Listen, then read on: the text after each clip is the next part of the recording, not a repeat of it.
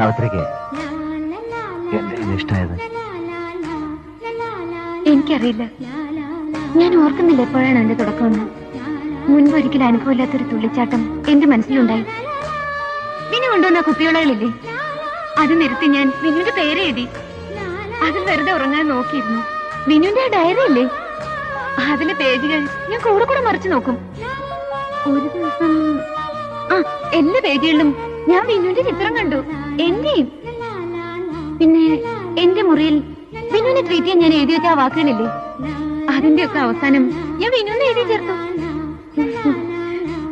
ഹോസ്പിറ്റലിൽ വിനു ഉള്ളപ്പോ സന്ധ്യ ആവരുതേ ഞാൻ പ്രാർത്ഥിക്കുമായിരുന്നു.